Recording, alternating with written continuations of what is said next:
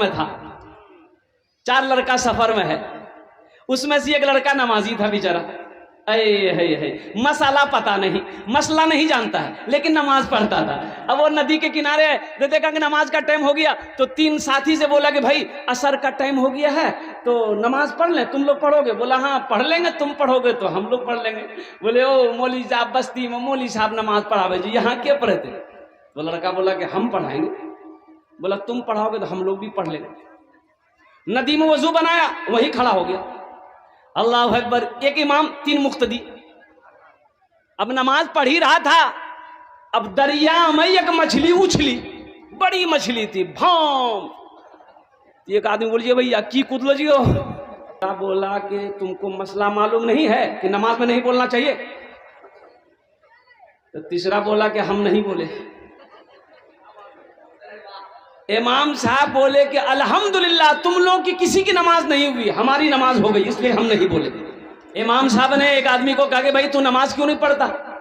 बोला इमाम साहब ने कहा कि अल्लाह का बंदा मरेगा तो अल्लाह को क्या जवाब देगा, ये भैंसे काम आएगी का? नमाज पढ़ो फायदे में रहोगे। तो भैंस वाला बोला की फायदा होते मौलवी साहब? बोला नमाज पढ़ोगे ना तो भैंसिया दूध ज्यादा देगी। वो जाहिल आदमी था, बोला ठीक है हजरत, जब भैंस दूध ज्यादा देगी तो हम नमाज पढ़ेंगे, कल सुबह से पहुंच जाएंगे। 4 बजे भोर में मस्जिद पहुंच गए, 5 बजे अजान हुई, नमाज पढ़ के जैसे ही घर पहुंचा इत्तफाकन एक भैंस मर गई।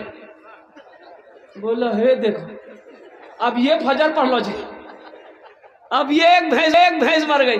दौड़ा दौड़ा मस्जिद गया, इमाम साहब से बोला इमाम साहब गजब हो गया। बोला क्या हुआ? बोला अभी फजर पड़ी एक भैंस मर गई। इमाम साहब ने कहा कि अल्लाह तुमको आजमा रहा है, क्या तुम घबरा गया?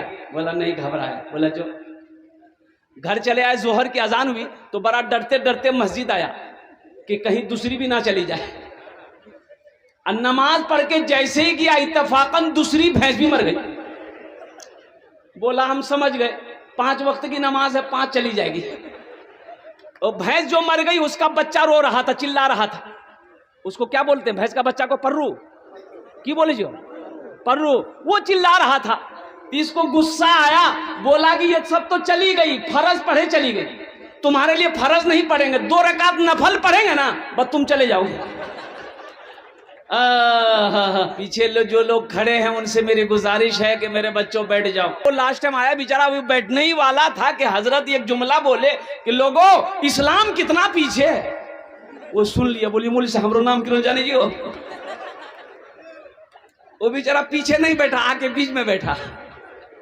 फिर कुछ देर के बाद हजरत बोले कि लोगों अब भी इस्लाम पीछे है। वो बीच से उठा के आगे में बैठ गए। अब लास्ट में हजरत बोले कि लोगों अब भी इस्लाम पीछे है। तो खड़ा होके बोलता मौलवी साहब कहाँ आपके मुंह में बैठेंगे जाकर के हम? गुनाहों पे हूँ शर्मिंदा इलाही दरगुजर कर दे। याद रखिए बोलता सुभान अल्लाह। अच्छा इसको पते नहीं कहाँ सुभान अल्लाह बोलना है, कहाँ आमीन बोलना है। भाई सर में दर्द है तो टेबलेट ना खाओगे, गर्दने काट के फेंक दोगे। की बोलो आमीन ना बोलो। गुनाहों पे हूँ शर्मिंदा इलाही दरगुजर कर दे। बड़ा मुजरिम हूँ मैं तेरा इलाही दरगुजर कर दे।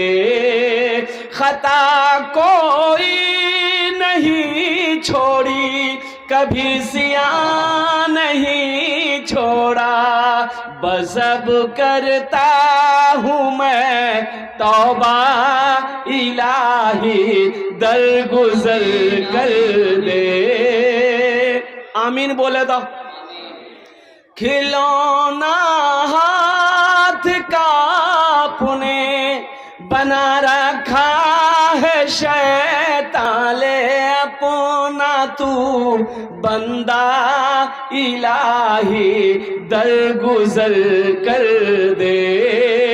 बड़ा मुजरिम हूँ मैं तेरा इलाही दर गुजर कर दे।